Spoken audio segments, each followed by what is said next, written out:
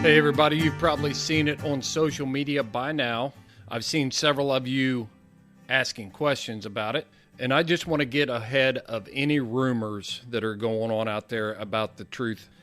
The episode that Josh Michaelis hosts on the Houndsman XP Podcast Network. Before Josh was ever a host for us, I just knew Josh as someone that was very engaged and very supportive of the Houndsman XP podcast and what we were trying to do. And I started researching a little bit and started looking at what he was doing, following him on YouTube, following his Facebook posts. And I thought, man, this guy has got a lot to offer. And he shares our goals for the future of coon hunting and hound sports and just all things involved there. So I featured him as a guest. And as I started featuring him as a guest, he became more of a regular, and we built a relationship and ultimately led to him hosting The Truth on the Houndsman XP podcast. It all came about when Josh called me and he wanted to do a show where we really boil it down and we talked to people that knew what they were talking about, and we could get you exactly what we wanted, and that was the truth. The truth about coon dogs, the truth about competition coon hunting, the truth about handling. We just wanted to lay it all out there in a way that was very plain-spoken and entertaining as well. Josh has done an outstanding job, but the truth is, life changes. Circumstances in our lives change. Josh is very busy with his new job at Joy Dog Food. He's got a lot of projects that he's working over there. He still has a family that needs his first and foremost attention, and I applaud him for looking at that and making good decisions that are based on good life decisions too. Josh is always going to be a friend. He's always going to be someone that we highly respect, and we have all the plans in the world to support his endeavors with Joy, Fueled by Joy podcast, and the things that they're doing over there. Joy is still our title sponsor, and they will continue to be. Houndsman XP will miss Josh Michaelis and what he can bring to our platform. I am going to miss Josh producing content for the Houndsman XP Podcast Network. There's still a couple more episodes that we're going to do with Josh, so this isn't the end. I look at it as the beginning. When we set out to produce this podcast, we wanted to produce a show that built unity across the industry, expanded our voice, made hunting with hounds, coon hunting, competition coon hunting, all of the things that go into that more mainstream and more familiar to the general public. And with him going and hosting the Fueled by Joy podcast, we are actually expanding our reach into other parts of dog sports and dog ownership that is going to, in the end, help all of us. So by no means is this the end. It's the beginning. It's a beginning of great things for us as hunters and houndsmen. So I'm going to take the opportunity to make it public that, Josh, I appreciate you. Thank you for everything that you've done for Houndsman XP. Wade Grasswitz, owner of Joy Dog Food, I want to thank you as well for believing in what we're doing over here and supporting us. We're going to continue to support you and all the things that you're doing. It's a great partnership, and I like doing business with people that I can also call friends. Moving forward with The Truth, we are going to continue to have this segment. I'm bringing in a new host. He's someone that you are all familiar with, and he's competed at the highest levels. I'm not going to let the cat out of the bag. We got a few more weeks to put up with Josh Michaelis. And again, Josh, thanks for everything you've done for Houndsman XP, and I wish you all the success in the world. This is a great interview that Josh conducted, and in the spirit and to set the mood, in the words of Big John McCarthy, are you ready? Are you ready? Let's get it on. Hi, ladies and gentlemen. Josh Michaelis here with The Truth on the Houndsman XP Podcast Network. And tonight, or today, depending on when you're listening, we're going to do a little something different. Yeah, we're going to talk coon dogs. And, you know, some people may not want to listen to this as much as I do, but we're here with Nyle Bartling, and we're going to talk some MMA too. Because I think I'm going to go out on a limb, Nyle, and I'm going to say that you were probably the only coon hunter to ever be featured on The Ultimate Fighter. I'd say you're right. Absolutely. So I'm here with Nyle Bartling, who's fresh off his Ultimate Fighter debut. We'll talk about that later. But Nyle, first of all, thanks for sitting down with me. I really appreciate that. And, when me and you and Jess hunted, what was it, 3 weeks ago? Yeah. Yeah, I think about a month ago, I think. Yeah, probably. And we talked about me and you sitting down doing this podcast. I've been looking forward to it ever since. Yeah, I have been too. Yeah, because as a casual fight fan, and to have one of my friends and a coon hunter and all that stuff, have the success that you've had, man, it's got me stoked, and I'm excited for you. And frankly, as a community, I think we should be proud of you, because man, you've done a lot. You've had some setbacks, you've had some things, and you've done a lot with it. But we're going to start with the coon hunting first. So, just tell me about, the coon hunting side of things and how you got your start doing that, and who you started with and all that stuff. Yeah, coon hunting. I started at a young age. My dad was never into the coon dogs growing up, but my neighbor, Lynn Pickerel, he had some blue dogs, and not knowing a coon dog at the time, and now that I know what I do now about coon dogs and stuff like that, he had some pretty damn good blue dogs. Yeah. He would take us out. Lynn would pick me up when we were little. We'd call him on the phone, and he'd come pick us up. And at the time, you were using beep callers, and that's how I got started. He had 3 blue dogs when we started hunting with him. He had a dog named Mule, Bear, and Bell. They were coming from the Cameron lines. I didn't know much about them. I still don't. Some of these guys that are blue tickers will know more than I do about this. I'm not, like I said, I didn't know much about them, and I was just going because I enjoyed doing it at the time, and that kind of got me hooked. But we were always so big into sports and athletics. I was always busy doing that my dad never let us keep a dog around ourselves. So to get my fix, Lynn would come pick us up in the evenings, and he'd take us out.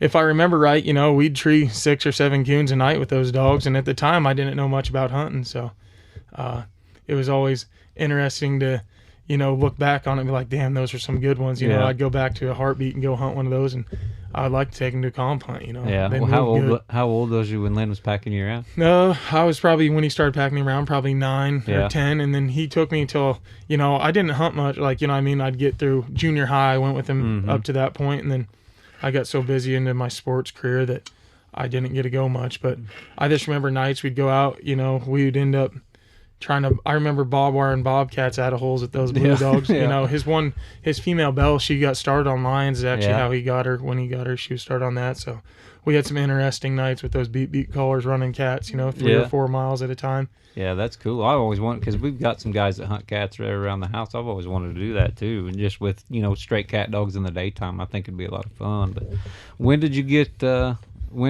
first coon dog that your dad let you keep at the house, or did he ever? No, he never let us keep any at the house. We ended up getting my own place back home. I was a junior in college, me and my brother. We actually started out with when we go into something, me and my brother, it's usually on a limb and it's 100% full force forward. So we actually went and bought, one of our neighbors, Jake Wertley, had a litter of black and tan pups. And I think we actually ended up buying the whole litter. We started out with 8 pups from the beginning, and they weren't papered either. Yeah. So at the time, we were just going to do it for the hide hunting, and they got to like a year old, and they were running and treeing. We had a couple of dogs named Crash and Bash out of the litter that we ended up holding on to, and they're pretty nice dogs. And then Nick Snodgrass, one of my buddies from back home, I'm really good buddies with him. He kind of got me into it a little bit too. We actually made a trip over to Brother Kurt's house, Kurt Ahrings, one afternoon, and we bought a bitch from him named Reba. Yeah. And that's when I got I'd never been around anyone coon hunt before. Like, the first person I was ever around was Kurt Ahring buying that dog. And I think tell me about that trip when you first met Kurt, because I think everybody that knows Kurt can remember the first time they met him. Yeah, man. When we showed up, he had dogs running all over the place, and I was like, man, this is pretty neat. He's got a really badass place. And at the time, he was doing the tree TV pretty heavy, so I thought that was pretty cool. And I think Kurt had maybe gotten to some bad cough medicine that day. And and he was pretty wound up when we got there.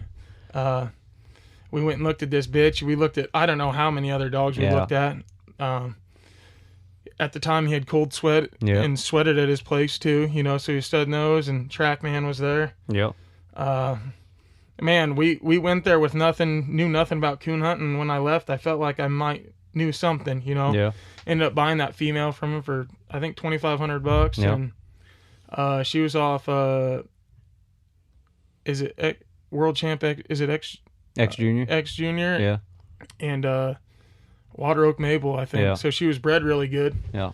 And we got her, and he gave us another dog he just gave us another dog that he got back from someone at the time. Yeah. His name was Baxter, and the crazy thing is we got those dogs home, and that Baxter dog crawled the kennel, and our Mastiff killed it dead right there in the front yard. Okay. Yeah, it was wild. It was insane. So that's how that started. And then we took that female out hunting. That's what some people would consider a pretty rocky start. Yeah, pretty rocky start, but I guess I go back to when I met Kurt there. You know, we ended up actually going to his buddy's house. I can't remember. I think Jim was his name, maybe at the time. He running some back problems or something like that. Kurt gave us the spiel, the rundown on that. And Nick ended up with a pup that we called Crank. Yeah. We called Crank because Kurt was just cranked out of it. You know, I mean, he's pretty wound up when we were over there. When we left there, we left with like we felt like we hit the lottery after we left there. He was shoving lights down our throat and everything else you could think of. One thing about Kurt is when a new hunter comes and someone he hasn't met, man, he rolls the red carpet out. Yeah, he does. He had me thinking by the end of the night, if he would have found TrackMan's papers, we would have owned TrackMan that night. He was bound for sound that night, but you know, he made a lasting impression on me. And one thing I've noticed about Kurt, he doesn't. If you meet him one time, he knows you forever. He does. You know, I started running around to some hunts, you know, later on, and Kurt's always like, "Hey, young man, how you doing? How's that bitch doing? You get her granted?" Yeah. And I actually did getting her granted, but to start that story on hunting her, she was one of those dogs that she had to have a dog tree with her. She was going to keep running through the country. Yeah. But I put her in my first, you know, I got her home, and I texted, it's one of those things, Greg Haring and Brent Denniston, who are two good buddies of mine. I had never met Greg before. Well, I got this bitch, and she was bred right, and he had a dog by the name of Overdose at the time. Yeah, and he was a young dog at the time, and he wanted to litter a pup. So first cycle she came into heat, we bred her, you know what I mean? And then we have another litter pups, and at the time you just thought you'd hold on to everything. Yeah. So right into the heat of things, we have 11 dogs to start, and the funnier thing is that female, we got her, and then we kind of got burned out on. I'm like, man, this isn't working out. Like, we just weren't going to hunt. I was in college wrestling at the time. Well, season rolled around, and we hadn't hunted her. You know what I mean? It was one of those things, and I ended up taking her out the first night hunting her. I just had nothing to do that night. I wasn't going to go out and party because I was in season. I was bored. I took her hunting. This is no joke. I killed, it was start of kill season. I killed 18 coons the first night with her. I took her out. No kidding. And kind of had me hooked. I was ate up with it, and that kind of sparked my hunting days right there. I started hunting. So I didn't start hunting hard until I was about 20. Yeah. When did you start going to some hunts?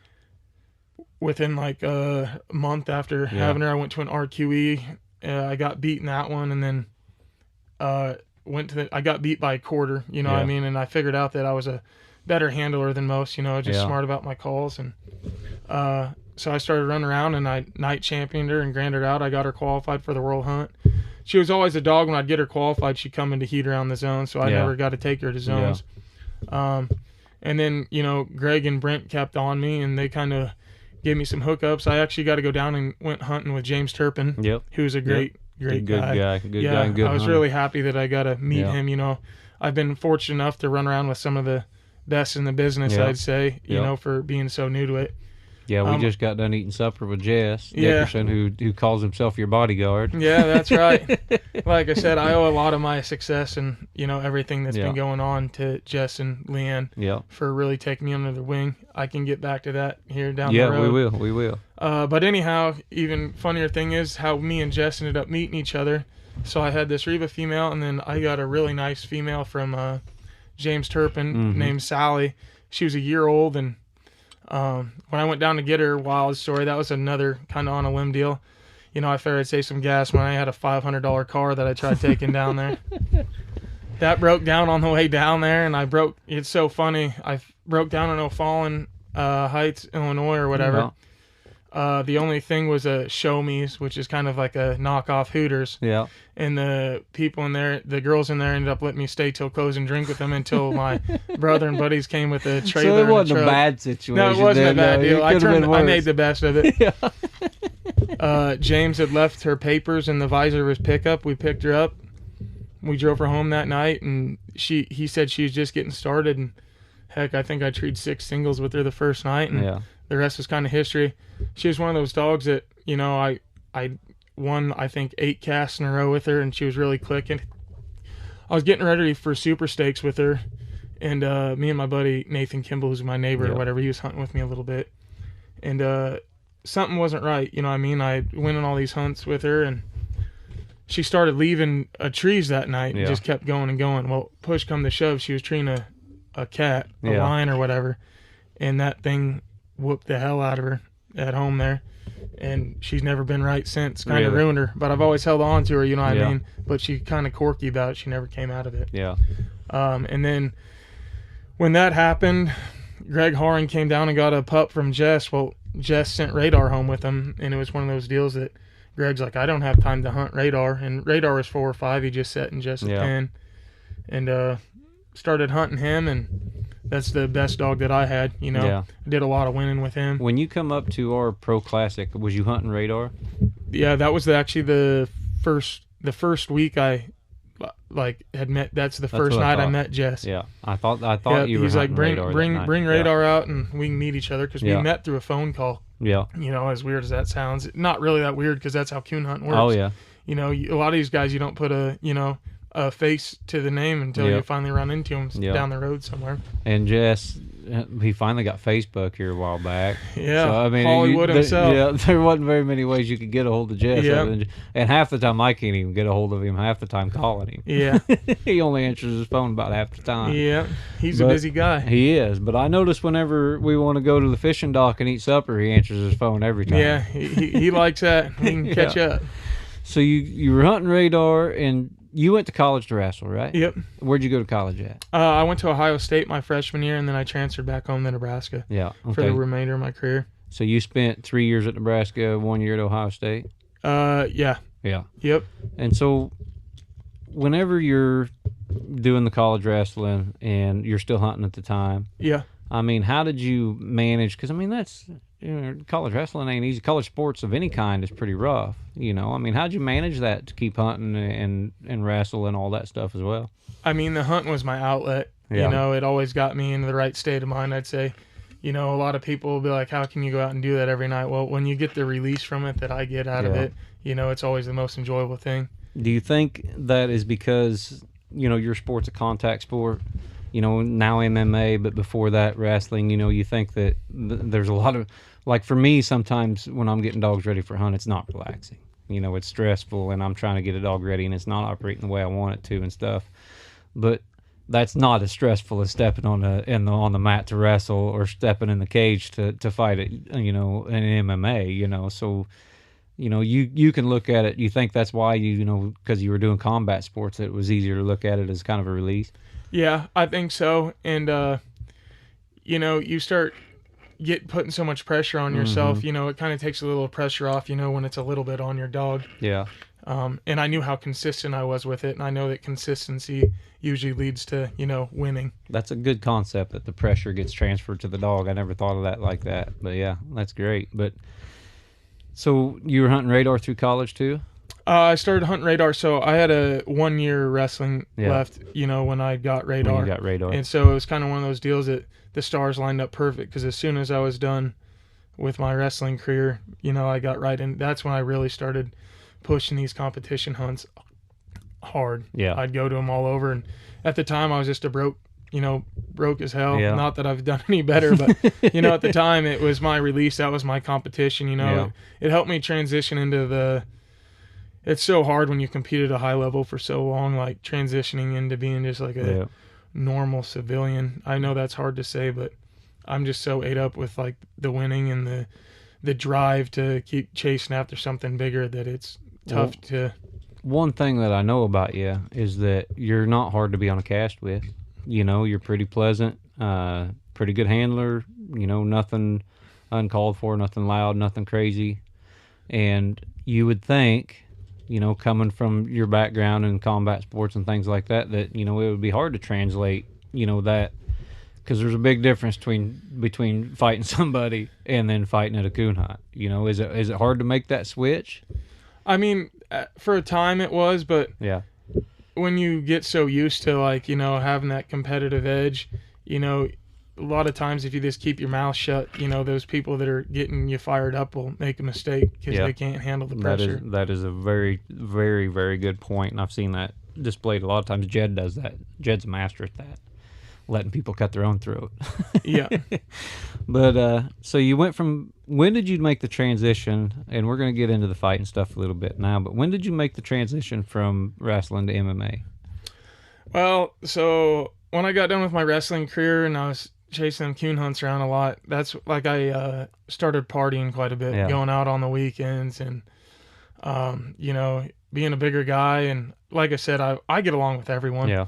But, you know, you get to the bar and people start getting drinks in them and, you know, people think they're a bigger, badder person than you. And then, you know, they make the mistake of hitting you and then you finish it. You know, I got into, there was a little spree there where I got into 2 or 3 bar fights where people ended up, you know, in the hospital. And, you know, I ended up going to court for a bar fight in Lincoln. Yeah. I mean, we fought a whole frat down there.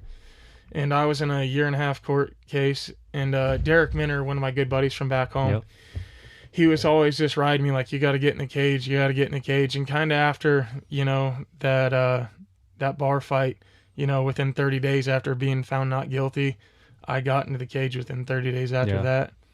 And I fell in love with that. So then at the time when I started doing the MMA stuff and fighting, I was still competition coon hunting. So I was training and I'd actually have the dog in the dog box, you know, at practice with me. And I just coon hunt home from Nebraska City. You know, I had enough ground around there that I just hit it on the way home. Yeah. And then at the time I was running a hog unit at the time, managing a hog unit. So there was really little time for me to just sit around and hang out. But as long as I'm moving forward on something, I'm usually pretty content. I don't like to sit around too often. Did you switch over to start hunting, or switch over? I'm not hunting. You were always hunting, but did you switch over to the MMA stuff just to kind of keep you out of trouble at the bars? You know. Yeah, it was a good outlet, and like it gave that competitive edge that I want. And you know, I always thought I had enough skill in me to chase a world title in fighting. You know, even when I first started. And, you know, the attitude hasn't changed. But one of the things is, too, that you can't get out of coon hunting that you can fighting. It's always on you. Yeah. You know what I mean? A lot of people, you know, coon hunting, you can have an excuse, blame it on your dog. You know what I mean? A lot of people never want to take the fault for their handling. Right. You know, and that's what I like more about. Like, that was my problem sometimes. You know, I'm so competitive that my dog could only do so much, you know, when you got other dog power there. And that drove me insane that I always couldn't be in control. Yeah. You know, I don't know, like, this sound not being arrogant, but there was very little times that I could put a cast on myself. You know, I did everything that I could. Yeah. I haven't made many mistakes in the handling side of things. Well, good handlers, and what I try to preach on this show and when I'm out in public or whatever, is that it's a team sport. Absolute team sport. You know, my job as a handler is to give my dog the best opportunity to win, so maybe I can squeeze my dog through where it's having a rough night. You know, maybe I can pick up that slack. And I do that by influencing the judge, not illegally or not breaking the rules or nothing, but you influence the judge, you influence the other handlers. You try to get calls going your way, and, you know, so it's team sport. And a lot of people don't understand that. And wrestling, and I've never wrestled and I've never fought in the cage, obviously. And when I do fight, I'm usually not very good at it, so I made sure I stayed out of the cage. But those are individual sports. And so maybe, do you think maybe like the team sport aspect was kind of one of the reasons it was a release for you? Yeah, I think so. You know, it just took a little pressure off you, like I was saying before. And at the end of the day, too, like I knew that I always had my dog ready. Like I wasn't someone that was throwing my dog in the dog box just Saturday, Sunday, or, you know, Friday, Saturday nights to go to these hunts. Like we were putting the work in all week. You know, I wasn't sleeping at night. You know, I was just making it worth my time. That's one thing I was going to ask you. How'd you do that? How do you manage a hog unit? How do you train and how do you hunt? Because, you know, I hunt 4 nights a week, 3 to 4 nights a week, 2 or 3 hours a night. One night I'll pick a night, usually to hunt all night. And that's quite a bit for a guy that's working 40, 50 hours a week. How do you work 40, 50 hours a week, train 40, 50 hours a week, and then hunt another 15, 20 hours a week? You just don't sleep. You know, you got to, you know, I'm someone that's always driven to be the best at whatever I do. And you just got to ask yourself, you know, at the end of the day, if you want to win or lose, you got to put that extra effort in. I don't care what you're doing. I'm one of those people, like, if we're having a shoe tying contest, I'm going to try beating your ass at that, you know. So, you know, just a lot of willpower, a lot of go. I mean, I remember when I won the Nebraska state hunt, you know, I was cutting weight when I was fighting at 205, I was cutting weight for my amateur title fight. You were fighting at 205? Yeah. I was cutting a lot of weight. Wow. I was cutting like 35 pounds at the time. And I want to pause you right there because, you know, as a casual MMA fan and a UFC fan especially, you hear the trouble, that how hard it is to cut weight and what the process is like and how hard it is on the body and the strength and especially the mind. Just walk us through that process as far as mentally how it affects you. I mean, you're just sluggish a lot of times and, you know, you're pretty grumpy most of the time, and I think that's probably why I kept coon hunting a lot, because it kept me away from people. Yeah. And like I said, there was always that release there, just the relaxation. You don't have to think about anything. You're listening to your dog, making sure they're doing everything right. You know, listen, locate, and all that, get them figured out. And like I said, I think it was a good mix at the time for me. Like I said, I just remember winning the Nebraska state hunt. You know, Radar doubled up both nights and won in the final cast, and I just remember being like at the, you know, I hadn't slept, you know, hardly at all those nights, and starting my weight cut that week. I fought the next week, and, you know, I was already down 15 pounds, and it was just something that, you know, looking back, it's like, how the hell did you do that? You know? And then I was fortunate enough too, like with my training, like I always brag on the people I was working for, on the Dammies and the Neils at the time. You know, they were letting me kind of set my hours at work. I'd go in the morning and work, you know, from 6:30 to 10 o'clock in the morning, and then I'd take off to Omaha for practice for an hour and a half or 2 hours, and then I'd go back and work the rest of the day, and then I'd go work out at night too, get another practice in at night. So you're doing 2 hours in the morning, 2 hours a night as far as the training side? Yeah. And so you'd go to work, get there, what, 6:30? Yep. And then you'd work a few hours, go train for a couple hours. Yeah, go back to work till about 4:30 or 5, and then I'd shower out at the hog unit and drive right to practice. And then, like I said, I'd just have the dog with me. It didn't matter if he was in my car or the box. We were going right after that. You're making me feel like a complete jackass. Nah, it's just, I'm over here whining about working 40 or 50 hours a week, and you're doing all that, plus training 4 hours a day, plus still hunting. Yeah, and, you know, at the same time, too, like I'll always brag on this, you got to have the right people around you. I've always had a family that's pushed me to really succeed and be the best I can be, and there's never a, no, you can't do that. It's always like, what do we got to do to help you do it? And don't hold yourself back, like you're capable of it. We've talked about your dad, and we're going to talk about your family too. We talked about your dad and your brother and your family unit and stuff like that. What did your dad say when you were running yourself so thin and doing all this work and fighting and hunting and everything like that? Did he give you any advice? Did he tell you to slow down? Yeah, did he tell you to keep going? He said he always just told me, you know, you got to figure out the things that are worth it. And a lot of times, you know, he's like, I don't know why you're wasting your time hunting them damn dogs. You know, a lot of times that's what it was. Or like, you got to sleep, you're going to kill yourself. But, you know, I always look back and maybe think chewing tobacco a little bit too. Yeah. You know what I mean? Always keep you wired and moving on. I look back on it now and it's like, holy cow. Yeah. The thing that slowed me down, I know we're probably going to get into this anyway, so I'll just hit it. So I was doing all this and getting ready. I made my pro debut, so then I was pro fighting. Then, you know, my first 3 pro fights, I knocked those out pretty quick within like, I think I fought 3 times in like 4 months. You know, really? I had 6 amateur fights or 5, I can't remember. Yeah. But, you know, I knocked those out in 9 months, which is unheard of. Yeah. And then I roll into these 3 pro fights and knock those out. This is all within a year. Well, I go turkey hunting with my brother right at the beginning of the pandemic. We were getting ready to go out that evening, and my gun had jammed on my shotgun.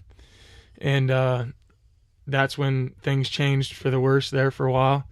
My gun was jammed. I was jiggling it loose. I had it rested on my foot in my dad's garage, and it went off and just, blew a hole through. I could use my foot as a spotting scope. Yeah. And then like that second, as soon as, we go to the hospital, and I just remember them taking my boot off. I was super terrified right there.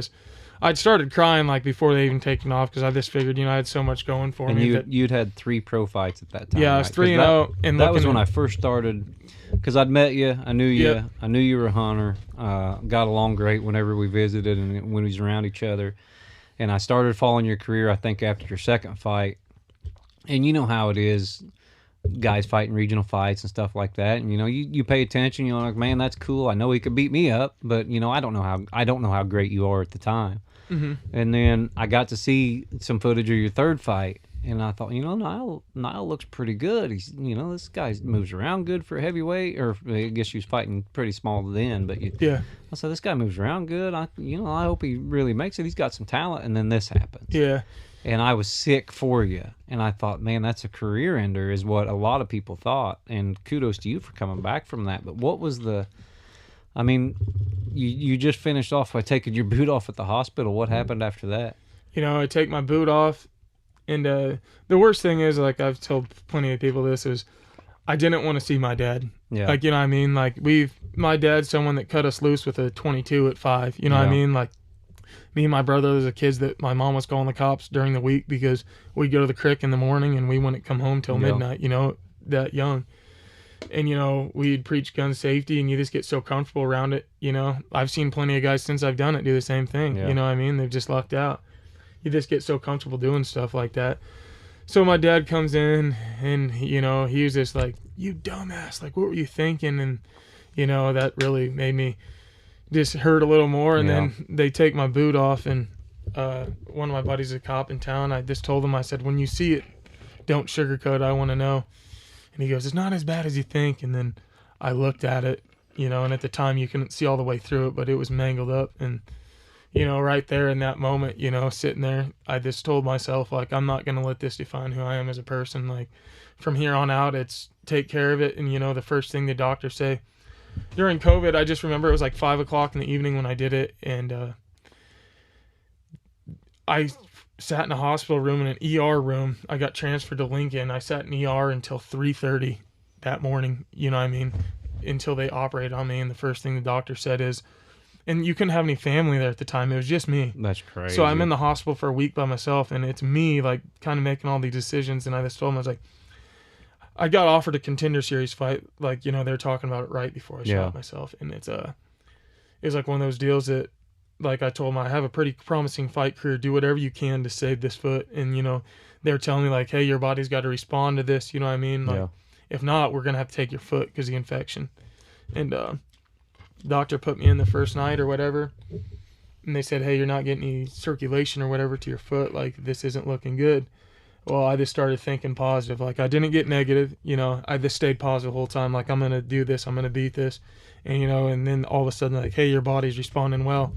And I always like to think that it was just me keeping, upbeat that helped it out, I believe it. And, I don't pray too often, but I said a few prayers right there. And, the rest is history. Is a long recovery, sitting there on my hospital bed, I was thankful enough that my company that I worked for had insurance, and they helped me through the whole thing, Dale Dammy and Deb Dammy and their whole family and the Neils, they took care of me, man. Like, they made sure everything, checked out. And, I was laying in my hospital bed then, and I didn't know what I was going to do with money. I didn't want it to be one of those deals that, financially was a burden the rest of my life. And at the time, that's when I bought this truck and trailer and started buying and reselling pigs all over the country. Yeah. I made more money out of the hospital bed than I did the last, 2 years of my life, kind of was a real eye opener. It's the best thing that ended up happening to me, So I just Not many people would say that now. Yeah, I know they want it, but that's just how I am, Sometimes your biggest setbacks, you know what I mean? I agree. Your biggest setbacks, you find out who you are, and, it really proved that I have a big heart and I'll never quit, you know what I mean? And it kind of made me come to terms with, I don't care how many times I fail, as long as I wake up every day on my terms and I'm doing what I want to do every day exactly how I do it. That's what it was. So I was off for a whole year and a half from that. And like I said, I had a girlfriend at home that was taking care of me. You know, she didn't miss a beat. She made sure I stayed positive the whole time. She took me to all my doctor's appointments. I ended up getting put under 17 times for surgery through the process. You know, 3 times a week I was getting put under. And my body responded so good. You know what I mean? I just give it to the staying in shape, you know, and being healthy, you know, goes a long ways. And when you're sitting in the hospital room, you know, you're going into these places where you're getting your wound vac changed. You start really realizing how blessed you are too. That's how I looked at it, because there's people that are losing limbs or born without limbs and got to fight this every day, you know, like born with illnesses that they can't control at all. And if they're getting through it, why can't I? You know, the ball's always in my court. You got to move forward with it. When you go through your recovery, and you said your recovery was about a year. Yeah, or a year and a half. Not only, I mean, I can't even fathom what it would be like, but especially as an athlete, you know, you're not getting workouts in. None. You know, you're not working out your cardio, you're losing muscle mass, you're doing all that stuff laying in a hospital bed trying to get this foot right. How long did it take you, you know, after you were up and about and able to do some work to get back into fighting shape? Well, man, I didn't touch a weight for probably 8 months, but the thing I did do is I would burn through a pack of tennis balls on my crutches every day. I didn't sit around and feel bad for myself. I stayed active, you know what I mean? I was constantly doing stuff. And then me and my brother bought a house and we remodeled that. And, you know, he was always on me like, hey, you need to get back to training. You need to get back to training. You know, I think that he kind of did it out of love for me one day. Me and him kind of got into it. Was there ever any doubt that you would get back to training through all this? In my mind, no. Yeah. I think a lot of other people doubted me, you know what I mean, which motivated me too. But, you know, I always talked about getting back in, and, you know, I was slow starting because it scared the hell out of me. Yeah. You know, I talked about fail and doesn't scare me, but not being able to do it. That's what scared me more than anything. When I get back or whatever, you know, my brother me and him had it at the house that one day. He goes, just get out of here, fucking leave. You know what I mean? Get away from everything, go start training. And, you know, that's when it comes into Jess Dickerson, you know what I mean? Glory MMA at Elite Summit, starting to get a big name. James Krause is the head coach. Derek Minner told me that they talked to him about me and just show up. And me and Dylan got into it on a Sunday. And I called Jess Sunday night. Me and him were pretty good buddies. He said, if you ever need anything from me, I'm a call away. I called him. I said, hey, I need a place to stay for a couple days. I said, I'm going to come down and check out Glory MMA. And he said, yep, I'll see you tomorrow. I hadn't done anything in like a year and a half. Yeah. And I step into that room, you know, for the first time. And that's when I really found out that I could do it. Yeah. You know, I came in here, there's some pretty big names down here. And, you know, I was really, you know, doing well against everyone. Really standing up and like pissing some guys off at the gym, you know. Yeah. And that's when I knew that I was going to be okay. What's your mindset walking in to a gym like that that's full? I mean, how many UFC fights has Derek had? Oh man, I don't know, quite a few. Yeah. I mean, he's had like 40 pro fights. I mean, Derek's an elite fighter. Yeah. They've got a whole room full of elite fighters when you walk in. You know you're walking into the real deal. What are you thinking when you walk through them doors? Are you walking in like a boss, or are you a little nervous? Or I was nervous, man. Like I said, I hadn't competed on my foot, you know, at all, and done much of anything. And you know what you're capable of, but you're still that in the back of your mind, like, hey, just take this as a learning experience. You wanted this, like, you want to be the worst person in the room. That's how you're going to get better. I kind of walked in there with that mindset, and you know, my don't quit attitude kind of took over from there. You know what I mean? Were you a coach's dream in college too? What's that? I said, were you a coach's dream in college too? At the time, probably not. You know what I mean? I was pretty stubborn. Like, I look back on my wrestling career and, you know, always being around the livestock and stuff, transferring home, I always say it was probably the worst thing I could have done. You know, because I was at Ohio State, I was really excelling and doing well. I got home and I could start working again and stuff like that. And that's why when I decided to do this, like, I had to buy in and get away from everything. Yeah. You know, kind of put it down and just walk away from it all. Yeah. So you walked into Glory MMA with a 3-0 record. Yep. Just coming off your huge injury, just coming off the rehab, just I assume you were getting back into some kind of shape before you walked in, or were you still? No, I hadn't done anything. I just walked in that week. And so that says something right there as far as talent-wise. Not very many people could walk into Glory MMA without training for a year and a half.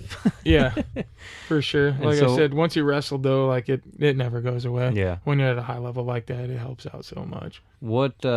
When was your next fight, your first fight back? So, like, right when I walked in there within the first week, the coaches were talking about getting me a fight already. Mm-hmm.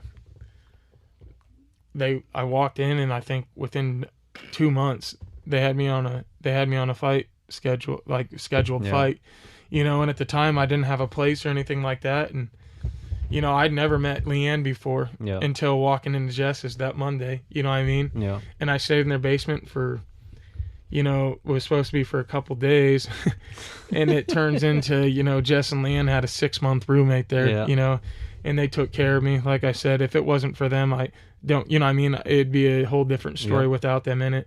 They took care of me, Leanne was feeding me, and, Jess was taking care of me pretty well. They treated me just like family. Right. It got to the point, I didn't even go home for family Thanksgiving or Christmas. I just stayed with them. And it's just one of those deals, it doesn't translate, but Jess is like one of the most elite coon hunters out there, you know what I mean? So he's got that competitive. I think it does translate. I think it does. Yeah. But I'm just saying, if you're the best at something, Yeah. you know what I mean? You have that mindset, and Jess has always been in my corner and thinks I'm one of the best out there. And, many people don't know this, but Leon's just as competitive, if not more competitive than Jess. So having them two there every day to keep me upbeat, my first few weeks in there, I just remember trying to walk up the stairs, and it was rough, Yeah. And I just knew it was all worth it. So yeah, I get in there, I get my first fight is on UFC Fight Pass, which is a big deal. I'm co-main event. Yeah. And I think my comeback fight was like 2 minutes and 10 seconds, with a pretty brutal finish. Yeah, it was brutal. Yeah. So it was nice to get in there. And then, then I rattled 2 more right after that. And, the rest was kind of history, I guess. Yeah. Then I get a big fight lined up on Dana White's Contender Series, and I'm supposed to be the main event. And then the Ultimate Fighter came along. Yeah. And I kicked back and forth. I say that's got to be a tough decision, because you make a good showing in 3 rounds of the Contender Series. You're signed. And you're signed. Yep.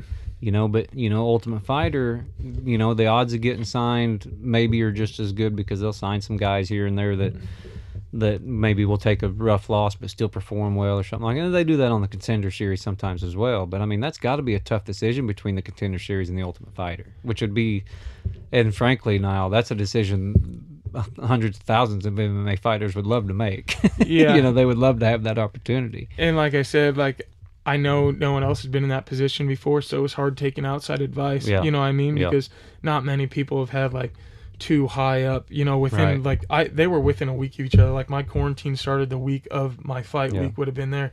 So I couldn't do both. That's what I wanted to do, but I couldn't. And I talked with my coaches, and they were kind of wanting me to do the Contender Series route, but deep down, when I told them I'd do that, I had instant regret, and that's when I knew that I had to do the Ultimate Fighter just for the experience alone. You know what I mean? You get top tier coaches, you get to stay around those elite fighters and stuff. Was that part of your decision making there as far as you wanted to do it that route? Yeah, my decision, I just wanted to have other heavyweights to train with, and this is the exposure alone, being on the Ultimate Fighter, and it's just a total, something you'll never experience, no phone, no radio, no TV, 16 people that you don't nothing about, you live with them for 42 days, you know what I mean? And at the end of the day, things worked out how they did, win, lose, or draw. I was 100% in, and I was happy with my decision. I said I'd never turn back on it. Yeah, let's talk about your Ultimate Fighter experience, because I know there's things that most people, when they watch the cameras or they see the show or something like that they're not going to understand. What was something about the Ultimate Fighter that surprised you? I guess the thing that surprised me the most is I'm going to try putting into words here. The thing that surprised me the most was probably the going back and just being there on your own. You know what I mean? You can't talk to anyone how you're feeling. Yeah. And you got to coop everything up you got in, because you're not going to talk to complete strangers about what you're going through at the time, and that week of quarantine out in Vegas, really was tough to get through, sit in a hotel room. I'm someone I can't be cooped up. No. I'm not good at not moving around. Right. So that was on a whole different level of experience, and then, someone for as green as I am, a lot of these guys have been fighting for 10 years that are on that. And here I am, if you don't count my injury, 2 years and 3 months, which is unheard of. My experience, I'm this green as grass. That's the beauty of it, 3 to 5 years from now, I cannot wait to see where I'm at sitting there. And so going into it, I was worried about, not worried, but, one person I thought that would give me a good fight was the Zach Palga. Yeah. And, we get in the house and we go through training and I get picked on the Team Nunez's team, which I was happy about, you know what I mean? Yeah. Coach Kami and Coach Roger were two of the coaches on there, they're from Florida too. Yeah. And I really enjoyed being around all those guys. I got a ton of knowledge from them. But anyhow, push comes to shove, first week, I end up fighting first on the show. And with a tough matchup. Yeah, I figured, in my honest opinion, talking about it, I was pretty good friends with Zach. Me and him thought that we'd be the finals, you know. And we draw out with each other first round. And, I had put so much pressure on myself at the time. And that was the worst part, I felt like I kind of went against my coaches. So I felt like I had to win, you know what I mean? Prove something, prove to someone else, you know what I mean? And I should have just, stuck to my guns and put it all on me, because at the end of the day, I'm the only person that's going to have to live with it, you know? So me and Zach end up having to fight first round, and things didn't go how I planned, you know what I mean? I ended up taking a loss. But if I was going to lose, I'd want it to be then, and that's why I took this route as well, because it was the best way. If I was going to take a loss, it was the best time to take a loss with that kind of exposure, and you know what I mean? And I'm doing it on my own, you know what I mean? I could cope with it. Yeah. And, I got into a dogfight. My adrenaline dump was bad. I blacked out for the whole fight. And, I wish I could have it back now. I want to step back a little bit, because any sports fan, anybody that has, and combat sports are a completely different deal. I mean, this is not, a Division I football game, and this is not, an NBA basketball game. This is two grown-ass men, especially in the heavyweights, that are getting ready to punch each other in the face multiple times. And, it's going to hurt, and it's going to be different. And, fighters are used to that, where people like me aren't. But what is that feeling like, especially on such a big stage, just trying to get from the locker room to the cage? Man, when I've had it, that's the thing. When I've had a crowd, usually my brother and my dad have me, so I have that adrenaline dump and that release, because they have me so fired up by the time I get to the cage that nothing else matters. I'm in the zone and ready. There, camera shoved in your face, 24 hours a day. And, you're in the back room with a bunch of new people that you're not used to being around. And I call it newborn calf legs, man. Yeah. When I stood up to make the walk, it was just like I was flat. I was overcome with nerves. And like I said, it took me a little while to get into the fight a little bit too, I came out kind of flat.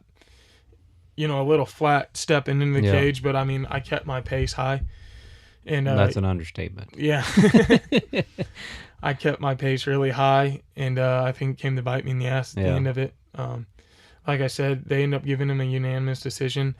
In my opinion, I thought I maybe won the first round, but if ifs and buts were candy and nuts, every day'd be Christmas. No excuses here, but I just wish I had that one back. I'm biased, of course, because I'm rooting for you. But, I watch the fight and I look at it, and I try to detach myself away from it. I don't care whether it's coon dogs or fighting or my kids when they're playing sports or whatever. I try to detach myself and just look at it the way it is. And I had you at 10-9 in that first round.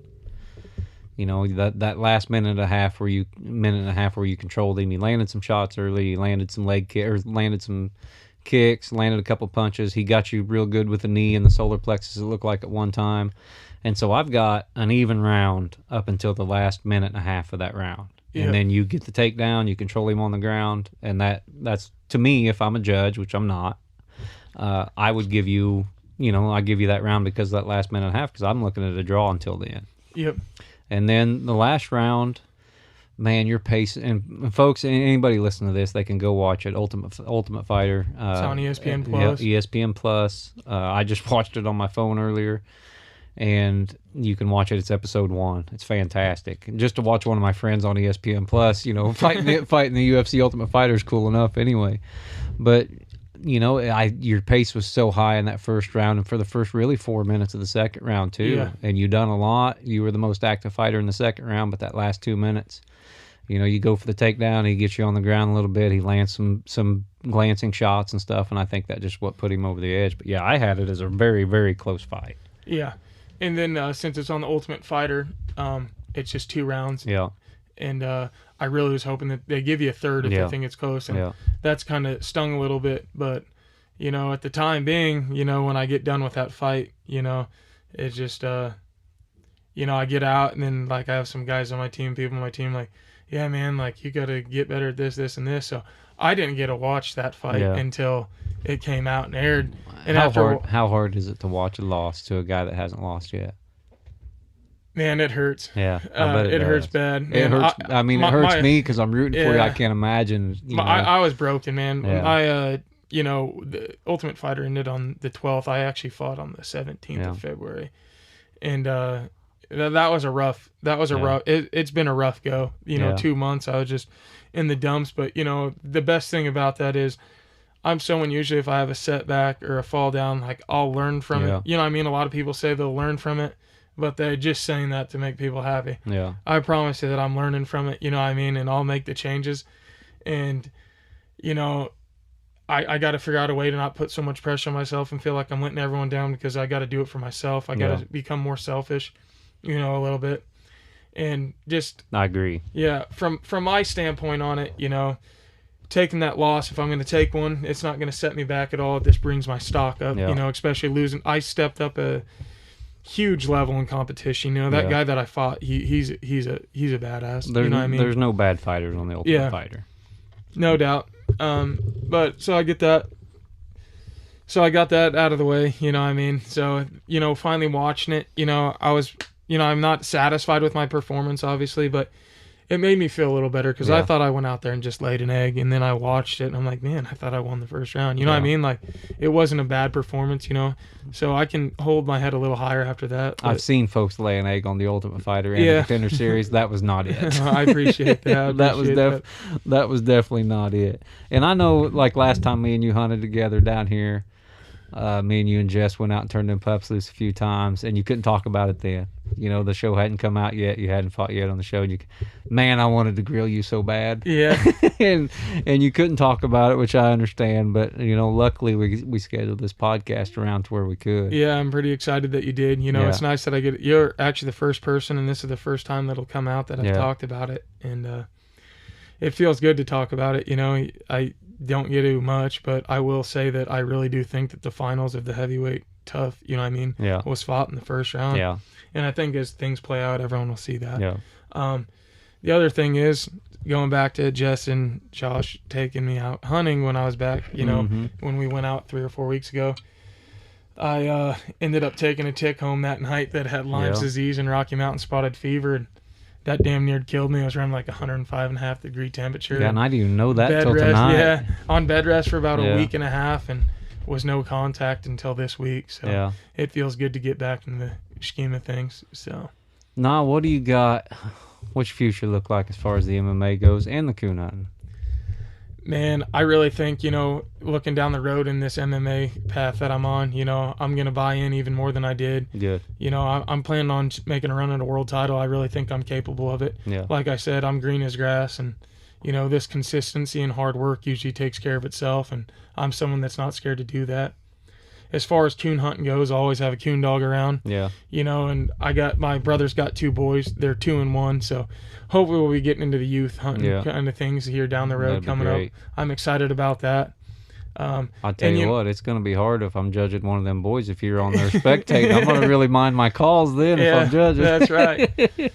No, man, I'm just, like I said, I do plan on coon hunting when I'm done with this fighting thing. A lot of people think I'm crazy when I say this. I'm 29 years old, and I plan on fighting until I'm 40. I hope you do. Unless my body breaks, what I mean? my mind's not going to break. I'm not going to quit. I don't have any quit in me. Yeah. So, yeah, when it's all said and done, I just hope I can look back and just, like I said, I love living life on my own terms, and I don't plan on changing anytime soon. Well, Nyle, I'm going to be honest. I envy you. You're out here. You're living the life. I think you're on a great path. And I want to give you some old man advice. I know Jess does it, but sometimes Jess' advice sucks. And so I'm going to give you some good advice. Coon hunting's always going to be there. Yep, that's exactly what he says, it's always going to be too. there. You can go back to it. You look at all the great hunters that have hunted. I just did Brent Robertson a few weeks ago, and he talked about the breaks he had when he had kids, when he had to work on the road, or when he had to do something. I've done the same thing. My brother's done the same thing. A lot of the greatest coon hunters that have ever competed have took breaks. And, that it's always going to be there.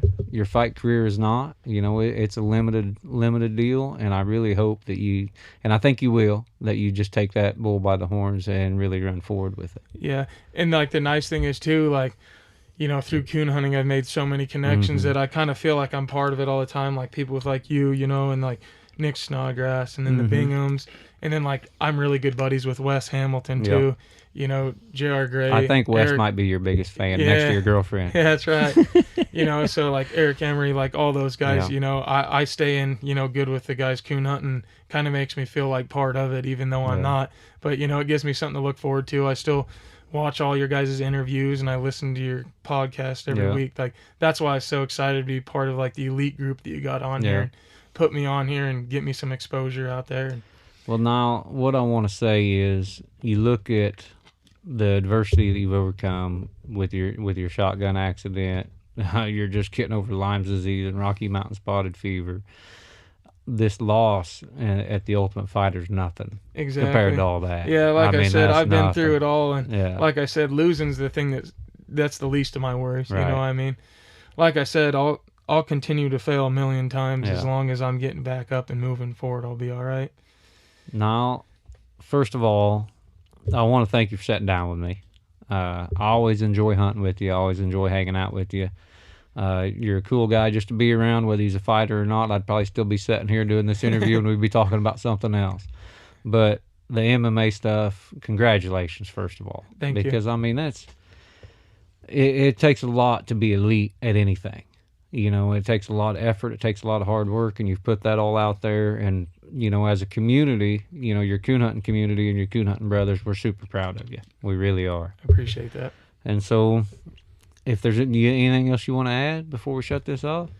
Well, if anyone knows anything about electrical for a camper, I could use some lights in this We're in the dark, ain't we? Yeah, I'm living in my camper out here, guys. I'm not living the lifestyle. You better thank that sweet girlfriend that takes good care of you, too, while you're on here. Yep, I will. Yeah, I am super blessed to have a good woman at home. She's working, 60, 70 hours a week, getting up every morning at 5 o'clock in the morning to make sure that ends meet for us. Yeah. And I'm living down here in a camper, kind of living, low key, but I wouldn't have it any other way. No, I and don't she blame comes you. down here and visits me in this camper on the weekends, what I mean? So it takes a special woman to be successful at anything, and they have to have your back in anything. I don't care what it is. I don't care. Like I said, I don't care if you're running a business or just raising a family. You got to make things work out. Yeah. And You got to have that support at home. Yeah, and I don't care if you're doing what I'm doing or you're doing or whatever. You got to have it.